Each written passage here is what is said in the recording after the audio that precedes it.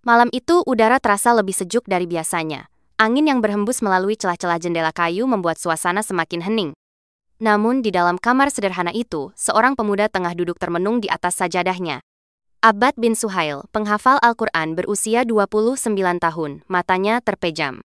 Hatinya masih merasakan kekhawatiran yang aneh setelah sebuah mimpi yang baru saja ia alami. Mimpi yang begitu nyata, namun begitu menakutkan. Dalam mimpinya, Abbad berdiri di padang mahsyar, di tengah orang-orang yang sedang berdesakan. Mereka semua mengenakan pakaian putih, wajah mereka penuh dengan ketakutan. Namun yang paling menakutkan adalah dirinya sendiri.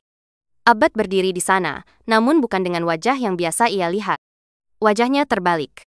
Kenapa aku seperti ini? Apa yang terjadi? Dalam ketakutan, Abbad memandang sekeliling. Semua orang melihat padanya dengan pandangan yang penuh rasa kasihan. Tak ada seorang pun yang mendekatinya, malah mereka semua menjauh. Kemudian terdengar suara yang keras dan menggetarkan. Ini adalah golongan orang yang wajahnya dibalik oleh Allah. Mereka adalah orang-orang yang menganggap ibadah itu hanya sebagai tampilan. Orang-orang yang menyembunyikan kejelekan hatinya. Abbad terbangun dengan napas tersengal, peluh dingin membasahi wajahnya. Pikirannya kacau. Ia memandangi langit yang gelap, mencoba mencerna mimpi yang baru saja dialaminya. Apa maksud mimpi itu? Apa itu pertanda sesuatu yang akan terjadi padaku? Pikirnya dalam hati.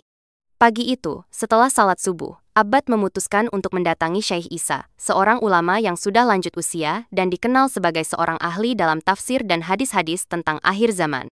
Di Masjid Umayyad tempat Syekh Isa biasa mengajar, Abbad duduk menunggu di sudut ruang pengajian. Saat Syekh Isa masuk, para jamaah segera berdiri, memberi salam, namun Abbad langsung menghampirinya, menyampaikan mimpi yang mengganggu pikirannya. Syekh, saya bermimpi berdiri di padang mahsyar, dan wajah saya terbalik. Apakah ini tanda bahwa saya telah jatuh dalam dosa besar? Tanya Abbad dengan suara cemas. Syekh Isa memandangnya dalam-dalam. Setelah beberapa detik hening, ia berkata, "Nak, Allah tidak menunjukkan mimpi tanpa sebab. Mungkin mimpi itu adalah peringatan untukmu, agar lebih hati-hati dalam amal ibadahmu.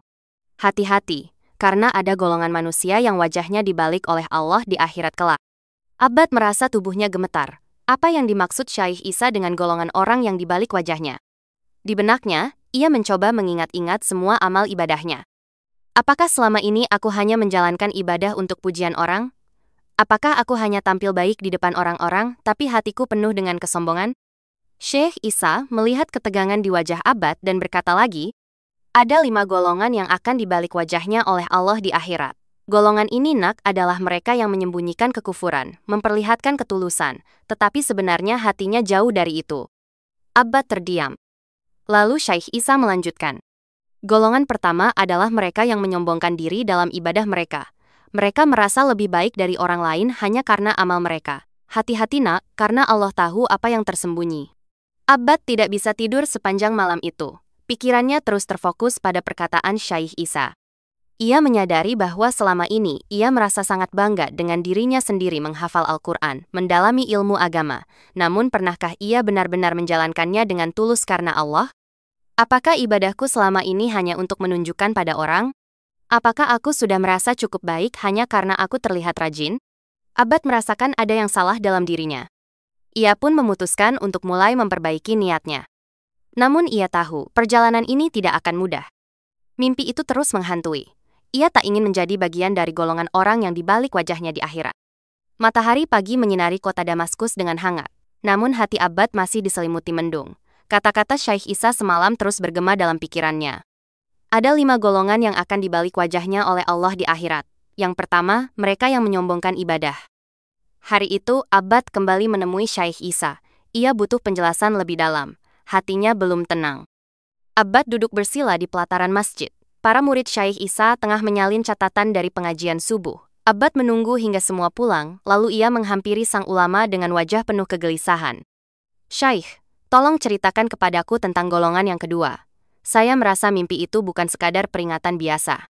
Syekh Isa memandangi Abbad dengan mata yang teduh, tapi penuh kehati-hatian. Golongan kedua adalah orang-orang yang memperjualbelikan ayat-ayat Allah demi dunia. Syekh Isa melanjutkan kisahnya dengan suara pelan namun menusuk. Dahulu, pada zaman Bani Israel, ada orang-orang yang dikenal sebagai penghafal kitab. Mereka dihormati dan dijadikan panutan. Namun saat dunia menghampiri mereka, mereka tergoda. Mereka mulai menafsirkan wahyu sesuai kepentingan penguasa, demi emas, kedudukan, dan rasa aman.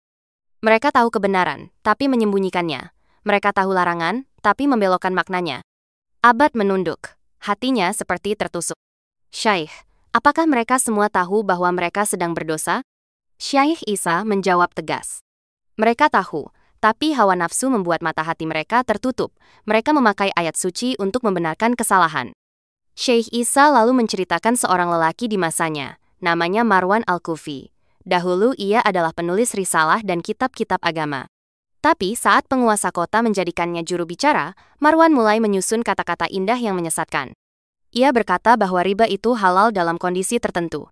Ia menyebut zina bisa dibolehkan atas dasar cinta. Dan semua itu ia ambil dari ayat-ayat yang dipelintir maknanya. Di dunia orang-orang memujanya, tapi kelak di akhirat, ia akan dibangkitkan dengan wajahnya terbalik karena ia membalik makna firman Allah untuk keuntungan dunia. Sepulang dari masjid, Abbad duduk di perpustakaannya. Ia membuka kitab tafsir yang dulu sering ia gunakan saat berceramah. Di sana ia membaca ulang ayat yang sering ia sampaikan pada jemaah. Sesungguhnya orang-orang yang menyembunyikan apa yang telah kami turunkan berupa keterangan-keterangan dan petunjuk, mereka itulah yang dilaknat Allah. Al-Baqarah 159. Air matanya menetes. Apakah aku pernah tergelincir ke golongan ini? Pernahkah aku menyampaikan kebenaran karena takut kehilangan posisi? Atau menyesuaikan isi ceramahku agar disukai banyak orang, bukan karena Allah? Malam itu, Abbad kembali bermimpi. Tapi kali ini ia tak melihat dirinya. Ia melihat seorang alim berdiri di padang mahsyar, tapi wajahnya menghadap ke belakang. Orang-orang menjerit melihatnya. Itu ustadz yang dulu kita hormati. Kenapa wajahnya seperti itu? Kemudian terdengar suara dari langit. Dia mengucapkan firmanku dengan lisannya, tapi menjualnya untuk kepentingan dunia. Maka kami balik wajahnya, sebagaimana ia membalik kebenaran. Abbad terbangun dengan napas tersengal dan air mata yang membasahi pipi. Ya Allah, lindungi aku dari menjadi seperti itu. Jangan jadikan aku bagian dari golongan yang membalik kebenaran demi dunia.